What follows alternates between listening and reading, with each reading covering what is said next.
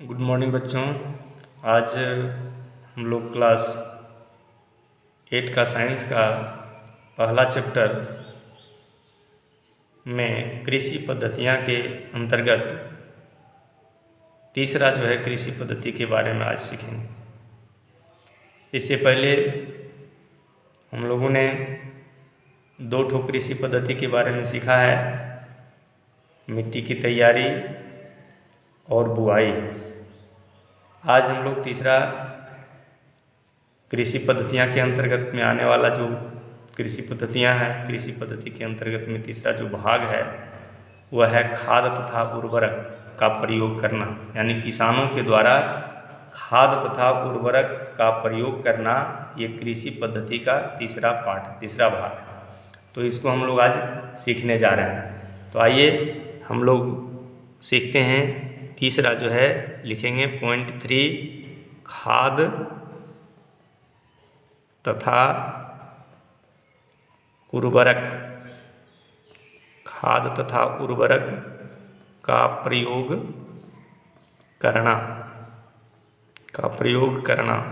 देखिए, कृषि पद्धति के अंतर्गत में आने वाली जो तीसरा जो पॉइंट है, तीसरी जो बातें हैं, यह खाद तथा उर्वरक का प्रयोग जो है किसानों के द्वारा किया जाता है।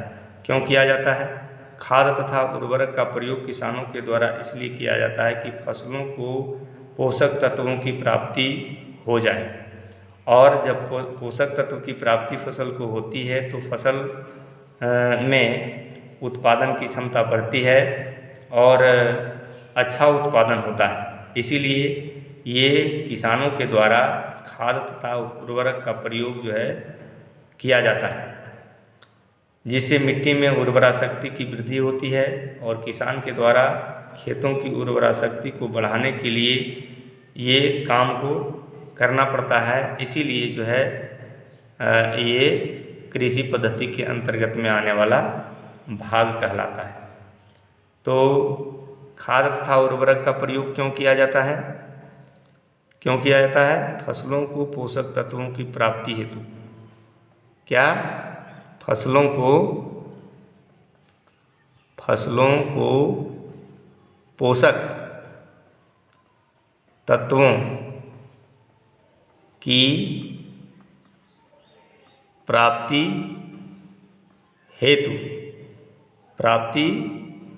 हेतु मिट्टी में खाद तथा उर्वरक का प्रयोग किया जाता है। मिट्टी में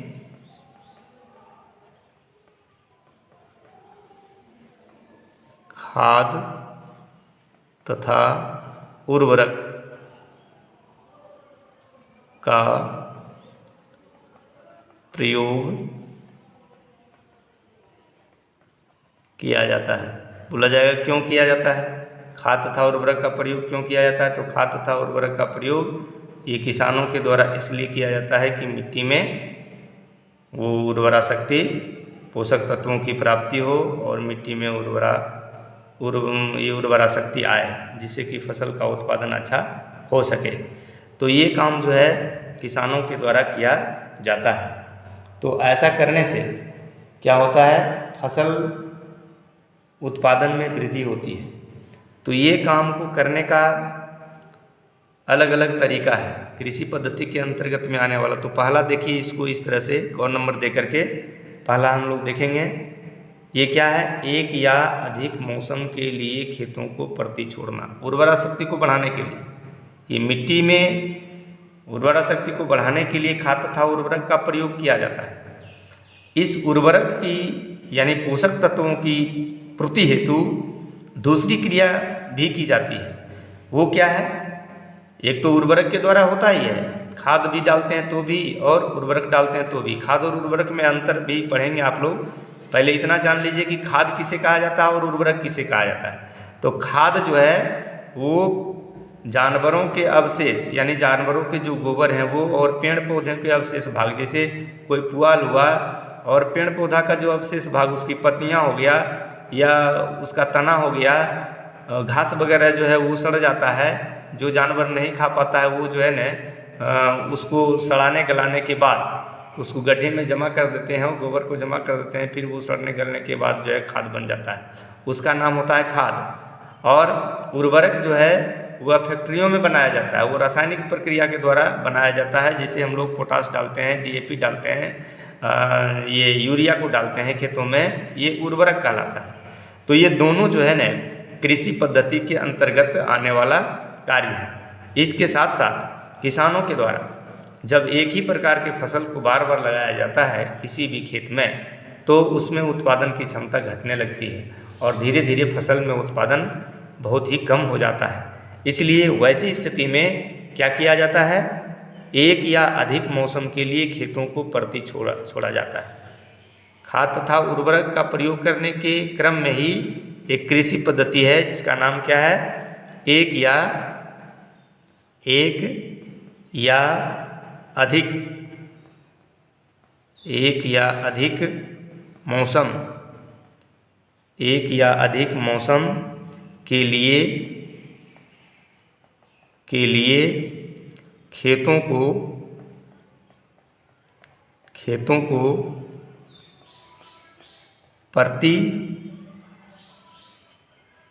खेतों को परती छोड़ना। ऐसा करने से भी खेतों की उर्वरा शक्ति बढ़ती है। यानी उर्वरक डालना है और खाद डालना है, लेकिन उसके लिए जो प्रक्रिया है, जो गोबर के द्वारा बनाया हुआ खाद, पेड़ पौधों के अवशेष के सड़ने से बना हुआ जो खाद है उसको डालेंगे, वो तो जाएगा ही, लेकिन उर्वरक डालेंगे उससे भी पोषक तत्व तो मिलेगा ही।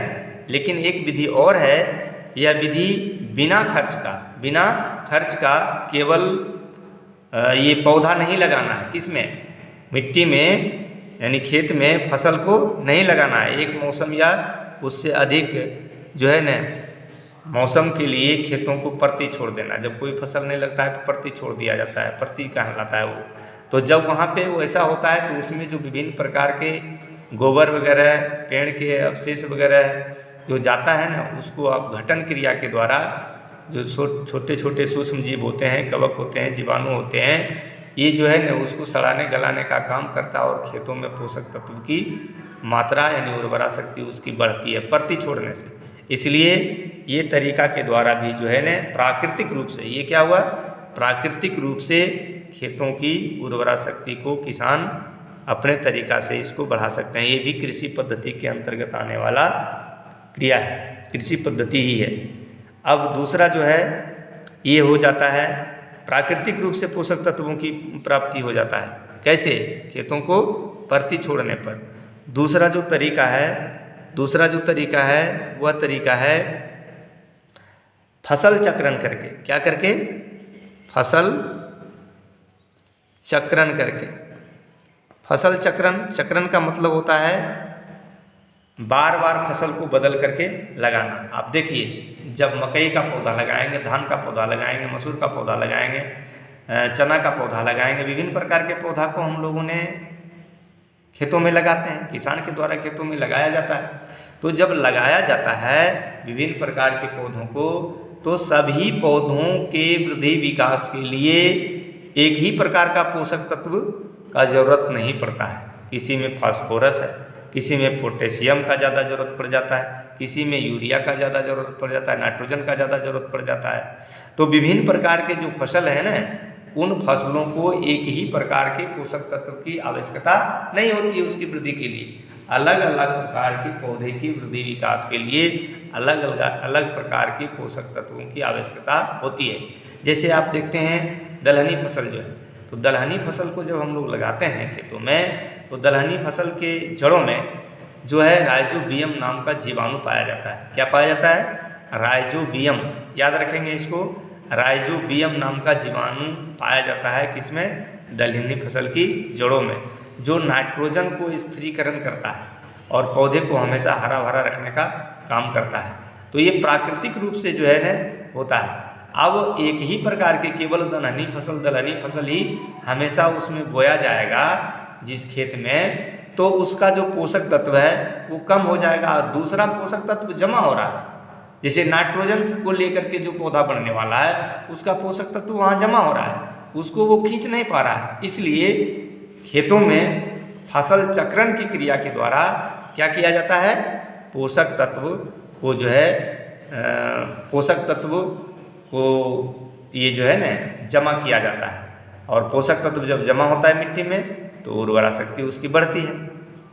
यानी विभिन्न प्रकार के फसलों को जब हम बोते हैं तो एक ही खेत में एक ही प्रकार के फसल को नहीं लगाना है, खेतों में फसल को बदल बदल करके लगाना है, जिससे कि खेत की उर्वरा शक्ति कायम रहती है और फसल का उत्पादन भी अच्छा होता है। तो ये दूसरा तरीका जो है फसल चक्रण कहलाता है। क्या कहलाता है, फसल चक्रण। फसल चक्रण को इस तरह से परिभाषित किया जाता है, इसको याद रखेंगे, खेतों में लगातार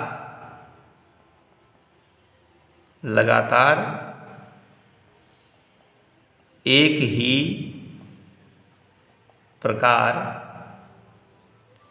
ही प्रकार के फसल को नो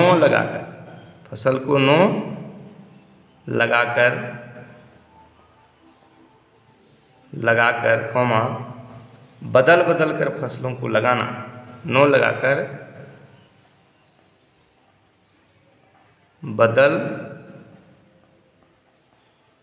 बदल कर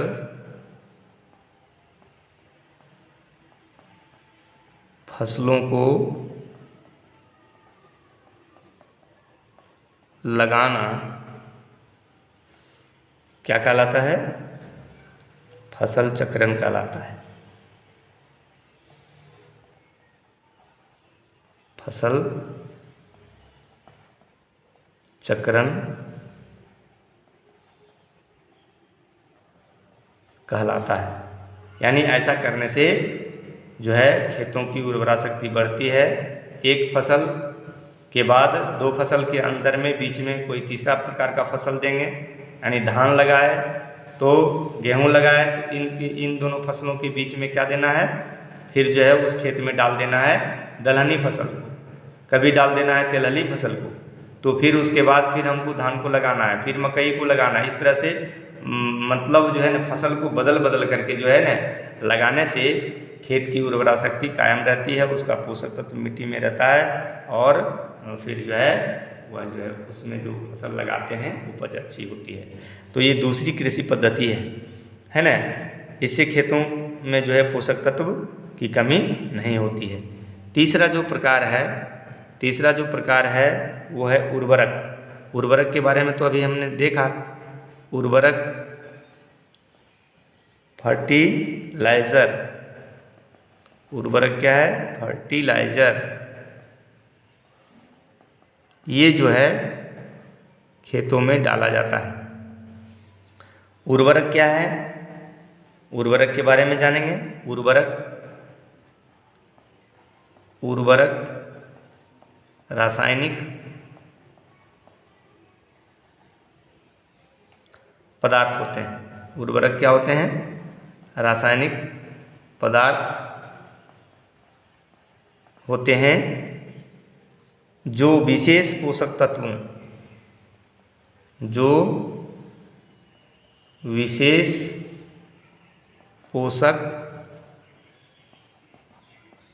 तत्वों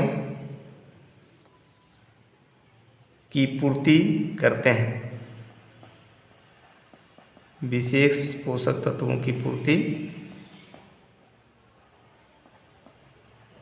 करते हैं, जैसे यूरिया,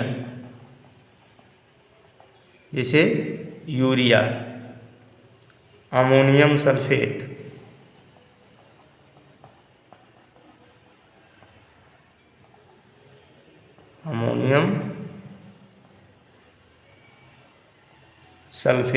सुपर फास्फेट,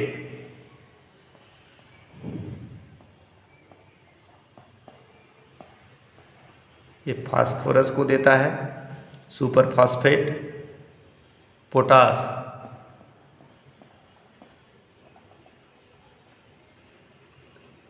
पोटेशियम को देता है, NPK,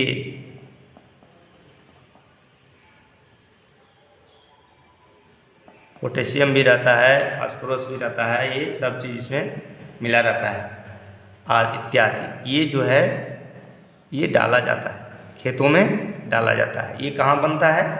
फैक्ट्री में तैयार किया जाता है रासायनिक प्रक्रिया द्वारा। इसलिए रासायनिक पदार्थ होते हैं जो विशेष पोषक तत्वों की पूर्ति करते हैं। तो जैसे यूरिया डालते हैं तो देखते हैं तुरंत खेतों में जो है नाइट्रोजन का मात्रा उससे पूरा होता है, तुरंत फसल जो है हरा भरा होने लगता है। तो इस प्रकार से पोषक तत्वों की कमी को दूर करने के लिए उर्वरक को डाला जाता है। किसको डाला जाता है? उर्वरक को डाला जाता है। उर्वरक को डालने के बाद जो है खेतों में पोषक तत्वों की पूर्ति होती है और फसल का उत्पादन अच्छा होता है। ये रासायनिक प्रक्रिया के द्वारा तैयार किया जाता है उर्वरक को। और फिर इसी में क्या है? खाद। क्या है? खाद। तो खाद के बारे में जानेंगे। ये कृषि पद्धति के अंतर्गत में आने वाला ये कार्य है। तो खाद जो है ये मैनर इसको बोलते हैं। तो ये जो है क्या होता है, कैसे बनता है खाद, इसको भी समझना है। पहले भी हम बताए हैं, अभी तुरंत बताए हैं कि खाद जो है कैसे बनता है। यह एक कार्बनिक पदार्थ है, यह एक कार्बनिक पदार्थ है। खाद एक कार्बनिक पदार्थ है। खाद एक कार्बनिक पदार्थ है जिसका निर्माण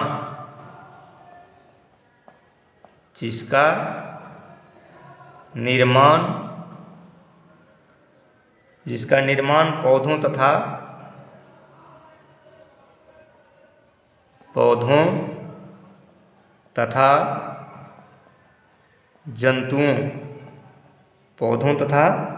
जंतुओं के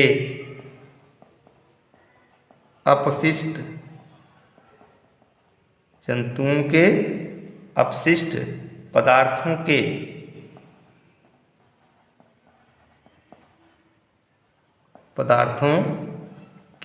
अपघटन। कैसे? अपघटन कौन करता है? अपघटक होता है। जीवाणु, सूक्ष्म जीव, जीवाणु, कवक, ये सब जो है ना सूक्ष्म जीव होते हैं जो ये कार्बनिक पदार्थ जैसे पौधा का अवशेष, जानवर का अवशेष, वो कार्बनिक पदार्थ कहलाता है। तो वो जो है ना उन पदार्थों को अपघटन करते हैं, यानी सड़ाने गलाने का काम करते हैं। तो अपघटन से होता है, इन पदार्थों के अपघटन से होता है खाद का निर्माण। तो इसमें हमको खर्च नहीं लगता है, ये हमारे घरों के द्वारा ही तैयार हो जाता है। इसमें हमको खर्च नहीं लगता है। ये सब जानवर के अपशिष्टों को, यानी जानवर का अपशिष्ट के रूप में हो गया उसका गोबर, मलमूत्र जो हो गया वो, और पेड़ पौधे का जो अपशिष्ट है वह हो गया उसका तना हो सकता है, उसकी पत्ती हो सकती है, और भी जैसे धान का जो फसल उगाते हैं उसका पुआल वाली जिसको कहते हैं वो सड़ जाता है, भूसा, ये सब मकई उपजाते हैं उसका जो है ना डंठल वगैरह, ये सब जो है घास, उसको डाल देते हैं गड्ढा खोद करके किसान, उसमें डालते जाते हैं, ऊपर से मिट्टी ढक देते हैं। कुछ दिनों के बाद ये खाद के रूप में तैयार हो जाता है। इसको निकाल करके हम लोग खेतों में डालते हैं, जिससे उर्वरा शक्ति बढ़ती है। उर्वरक से अच्छा होता है खाद को डालने से उस पर जो अनाज है उस पर बुरा प्रभाव नहीं पड़ता है, और वो स्वादिष्ट भी होता है और हमारे स्वास्थ्य के लिए भी अच्छा होता है। तो इस प्रकार से ये होगा। अब आगे हम लोग जो है चौथा पॉइंट, ये तीसरा में खाद तथा उर्वरक का प्रयोग करने के लिए इन चीज़ों को किया जाता है। मेरे प्यारे बच्चों, मुझे उम्मीद है कि आप लोग इसको समझ गए होंगे। ये कृषि पद्धति का तीसरा पॉइंट है, यानी खाद तथा उर्वरक का प्रयोग करना।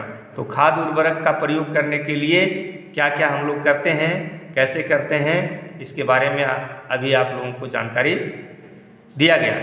इसको याद करेंगे और आगे हम लोग चौथा पॉइंट जाएंगे। कृषि पद्धति में चौथा जो भाग है वो है किसानों के द्वारा जो काम किया जाता है, उसका नाम है सिंचाई। क्या है? सिंचाई।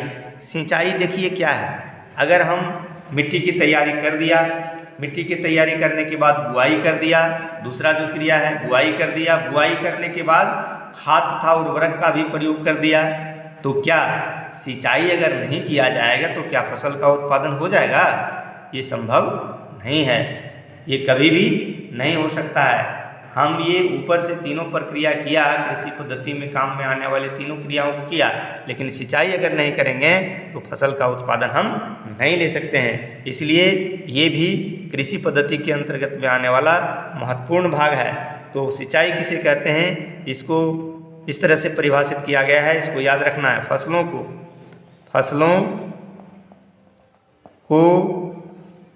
सूखने से बचाने के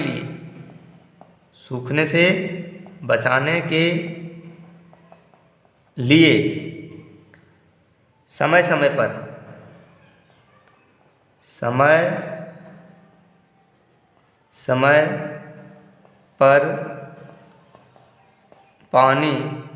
पानी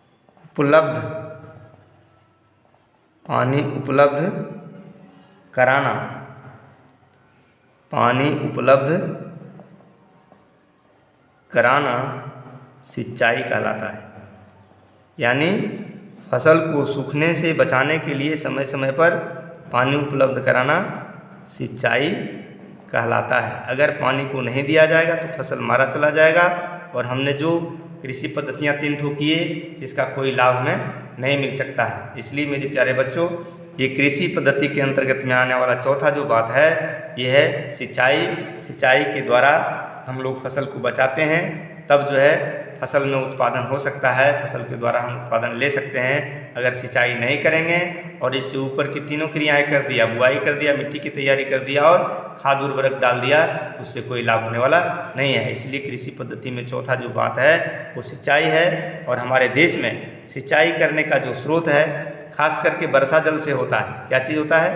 वर्षा जल सिंचाई के स्रोत क्या है, याद रखना है। सिंचाई के स्रोत अपने देश में, भारत में सिंचाई के स्रोत जो हैं वो मुख्य रूप से है वर्षा जल पर ही जो है न बहुत आधारित है। फिर इसके बाद नदी के द्वारा भी सिंचाई किया जाता है, नदी के जल के द्वारा। फिर तालाब जो है, तालाब के जल से भी सिंचाई का व्यवस्था किया गया है। नहर है, नहर कहीं कहीं किन्हीं क्षेत्रों में है, नहरों के द्वारा सिंचाई की जाती है। फिर कुआं जो है, इसके द्वारा भी जो है सिंचाई किया जाता है। और नलकूप के द्वारा इस प्रकार से जो है सिंचाई करने का ये सब स्रोत हैं, साधन हैं। मेरे प्यारे बच्चों, आज की क्लास में इतना ही। आज हम लोग तीसरा पॉइंट सीखे हैं, कृषि पद्धति में काम में आने वाला तीसरा पॉइंट में जो बातें बताई गई, इसे आप लोग याद करेंगे। और फिर आगे के क्लास में हम लोग कृषि पद्धति के बारे में सीखेंगे, जिसमें और भी बाकी है। सिंचाई के स्रोत के बारे में भी सीखा और फिर इसको हम जल का बचाव करेंगे। सिंचाई करने के लिए जल का कैसे बचाव किया जाएगा, कैसे सिंचाई की जाएगी जिससे कि हमारा जल का खपत कम हो, इसके बारे में सीखेंगे। खाद और उर्वरक में अंतर सीखेंगे। आपके क्लास में जो है ये अंतर जो है एग्ज़ाम में पूछा जाता है, इसलिए आपकी किताब में भी है, इसको घर में आप देखेंगे और फिर हम कल समझाएंगे भी। और आज का क्लास को यहीं समाप्त किया जाता है, फिर हम लोग आगे की क्लास में मिलेंगे।